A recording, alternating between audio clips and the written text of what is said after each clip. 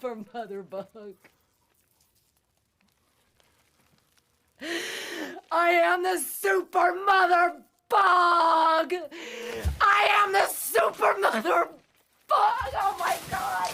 It's October, so let's review a William Friedkin film about a person's mind and body being taken over against their own free will. Bug, a 2006 psychological horror film directed by William Friedkin, starring Ashley Judd, Michael Shannon, Lynn Collins, Brian F. O'Byrne, and Harry Connick Jr. Let's take a quick look. When you drop those off, come to the jukebox. I want to introduce you to somebody. You're very beautiful. I like hearing you talk. If you want, you can stay here tonight. That'd be nice. They live in your blood. What is that? Hey, you see it? It's a bug. Jerry, you can't stay here. You throwing me out? Get out of here! Place is crawling with these things. And they feed on your brain. There's no bugs on your skin. You have to dig it out. I'll dig it out and show you. This spring, from the Academy Award-winning director of The Exorcist, Open the door! comes the movie the Chicago Tribune calls one of the most disturbing horror movies imaginable. We have to kill her. They want you to know they're there. Bug. We'll never really be safe again. Welcome back to the Cult of Films. Once again, we are not out of the spooky season yet because we are talking about William Friedkin directed play adaptation of Tracy Letts' Bug. It is Halloween time and you hear the name William Friedkin and a couple huge movies pop up, especially around Halloween time. You think of the iconic Exorcist, you think of The French Connection, and maybe even 2011's Killer Joe. All right. But today I want to talk about kind of a lot smaller of a film. So this film came out in 2006. A budget of $4 million, made about twice that, so about $8.1 million at the box office. In 2006, Ashley Judd was still quite popular. This was kind of a breakout role for Michael Shannon as well. Films like Revolutionary Road really carved out his place in cinema as far as kind of being a perfect kind of creepy guy or unhinged guy.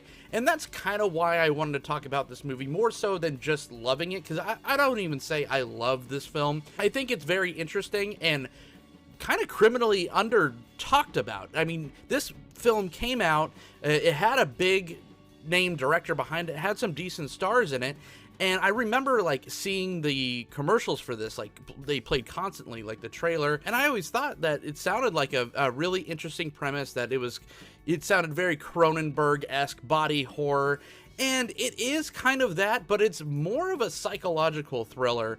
And you know, it's a very small film from a budget standpoint and from an actual practical standpoint. It only takes place in pretty much one location, kind of a off the highway in the middle of nowhere, pseudo dilapidated hotel that you would find in the Nevada desert or something. At one point, I think you could see the Sierra Nevada mountains shot in the background. The story centers around Ashley Judd's character, Agnes White. We get introduced to her in a hotel room. She works as a bartender at a gay bar in this tiny little town, and she has a friend named RC, who's played by Lynn Collins, and she just seems very down on her luck, party girl kind of, but freebasing, drinking vodka and Coke for breakfast. The film actually opens up of her picking out fruit at a grocery store, and she kind of turns around and sees that her basket is empty. And we find out later that one of the major things that is shaping this character is that her 6-year-old son got abducted or just went missing about 9 years prior to the events of this film. That kind of sets in motion the downward spiral of Agnes's life and her ex-boyfriend, Jerry Cross, played by Harry Connick Jr. It's definitely a abusive relationship, and Harry Connick Jr. does such a great scumbag, like such a great like hillbilly scumbag in this film. It's almost like too accurate. I could say he's kind of like a red herring as far as an antagonist go. He is absolutely antagonistic, don't get that shit twisted. You know, he is very abusive physically and mentally. He has just been released out of prison. I think she has a restraining order against him, but he's constantly coming back into her life unwanted and unannounced, just to take money from her purse to go run off and do another scam. So definitely a horrible, horrible person, but is he the real threat?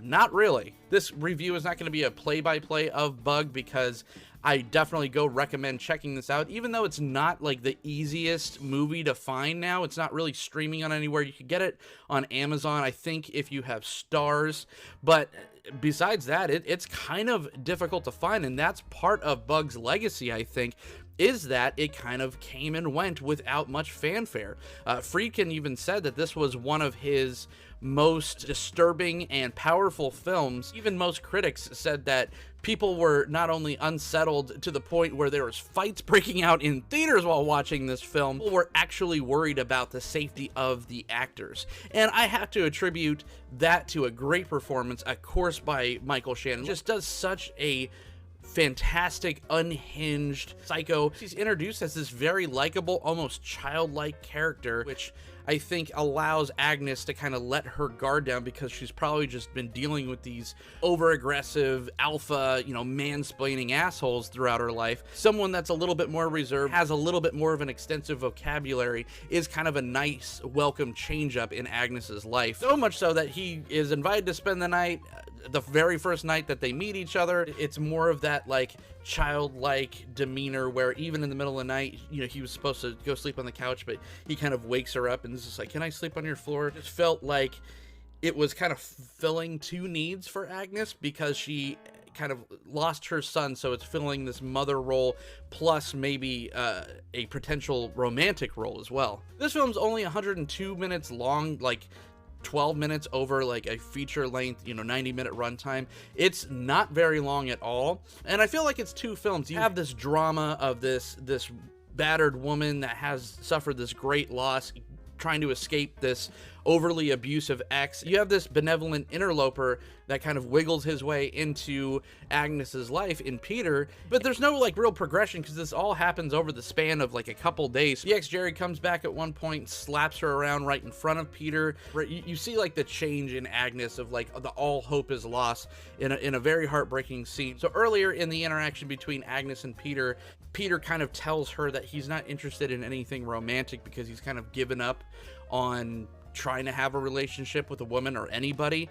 And then a few scenes later, after Jerry comes back and kind of slaps her around, Peter tells Agnes, he's like, okay, I wasn't gonna have any type of relationship with another woman, but I feel like I can with you. And then it goes back to like Ashley Judd's face, and you could just utter anguish that just like, oh God, I was starting to feel a little bit better just having this like good protective person around. And then of course it just results into a man needing me for sex, and that was like such a heartbreaking scene. I thought played beautifully by Ashley Judd. I think her performance kind of elevates this film quite a bit, because like I said, it's not the best film ever, but what makes it interesting and worthy of more attention is the performances, especially by our two leads. There's this long, drawn-out, very sweaty sex scene with a lot of like actual bug stock footage cut in between. This is a brave performance from these two, because I would say for a good portion of this film, they are completely butt-ass naked. And William Friedkin is known for not being the nicest to his actors and actresses. Of course, there was those famous stories on the set of The Exorcist about how Friedkin would pull performances or effects out of his actors and actresses at any cost. Ellen Bernstein got yanked by some kind of harness, which hurt quite a bit, and so she asked the stunt coordinator and William Friedkin to kind of take it easy on her, and so Friedkin went over to the apparatus operator and said, really give it to her this time, and yanked her so hard that she had to go to the hospital, I think for like whiplash or concussion. There, you know, Linda Blair doing the floppy on the bed was extremely violent, and those cries were actually real. So to have this level of commitment was paramount, because a lot of the heavy lifting of the film and why it's so effective is not so much monsters or things that you could tangibly see, but the actual infestation that's going on in these characters' minds. Michael Shannon's character suffers from delusional parasitosis, which makes individuals think that they're constantly infested by parasites, insects, or bugs. So very early on in the movie, he kind of convinces himself and convinces Ashley Judd's character that they're being bitten by these aphids, and they're kind of burrowing under their skin and spreading like an infectious disease. And that is kind of the great tension of, is this stuff really happening, or is this all in his head? And is Ashley Judd in such a place emotionally that she's just so broken, so incredibly impressionable, because she has a fear of losing this new person in her life, that she's kind of willing to throw aside all real rationale, that she's just kind of going all in on this kind of conspiracy theory. Because this movie, as much as it is kind of a horror film and a body horror film, it is more of like a conspiracy theory. Peter tells her that he was experimented on while he was in the army, and so they're being monitored, and they literally have to put tinfoil up all over their house just to scramble the signals coming back and forth. So it just kind of goes further into isolation, that even some of the outside people, like Jerry, the ex-boyfriend, or like her friend RC, kind of come in and try to be like, no, this is crazy, he's crazy, you know that this stuff really isn't happening, or that he's actually doing this to you. But at that point, Agnes is suffering so hard from the loss of her son and just kind of how her life has turned out, that she is willing to give herself over completely into Peter's hands, whether that be a healthy choice or not.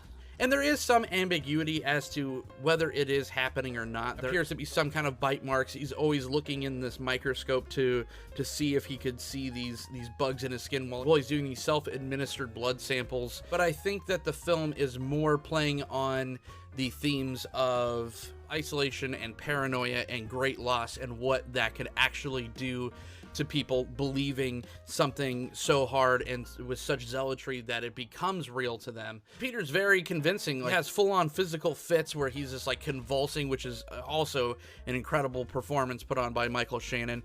Even goes to the point where he's pulling out his own teeth and just like ripping his skin open. So in Agnes's mind, it's probably easier to be like, okay, a normal person that this isn't happening to isn't going to go to this extremes. But again, she's kind of weakened mentally, and that's a deadly cocktail mixed with someone with a severe mental disorder. It feels like two films, but it feels like the setup and the relationship and the drama with Agnes and her ex, and just kind of a blossoming relationship with Peter, although again that's only over like a span of a couple days, really takes up most of this film.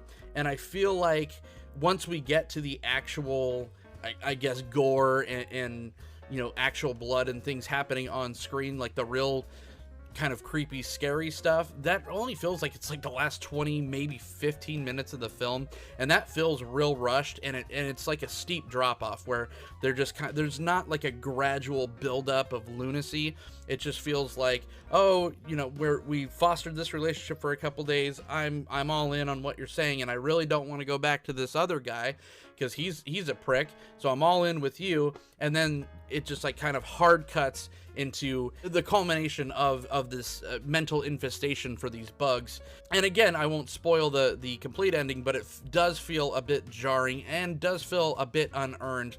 Towards the end, you kind of see that she isn't really all in it just for him, like a blind, you know, I'm so in love with you, I'm just gonna listen to everything you say, because everything he does is quite horrific, and she's just like, you could tell she's equal parts wants to believe him because she cares for him, but also just wants it explained. Like she's willing to listen to have him kind of ramble on all these crazy conspiracy theories to why these things are happening, but she gets pretty on board. And towards the end of it, she almost used this infestation as a liberating experience where she could kind of become queen of something and feels whole again, feels part of a greater family, even if that family is a bunch of make-believe bugs. So in summation, Bug is a very under-talked about, underappreciated film, although again, it's not the best film. An adaptation of a Tracy Letts play, and this works extremely well as a play because it's so intimate and isolated, and it's a very small space that it's all happening, and it's very claustrophobic, and that's what you're supposed to feel.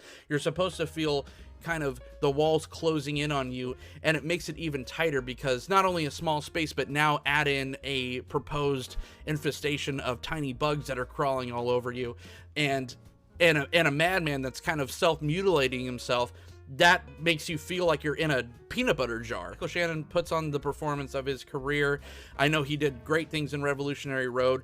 The fact that he played the same character in the actual play and then was cast in this film really puts the performance over the top. He is a person that was perfectly cast for this because of how familiar he was with the character, and I think Ashley Judd, I wouldn't say an Oscar-worthy performance, but she shows such a fantastic range of emotion and a believable performance, and that's what makes it even so much more heartbreaking. So, did you like Bug?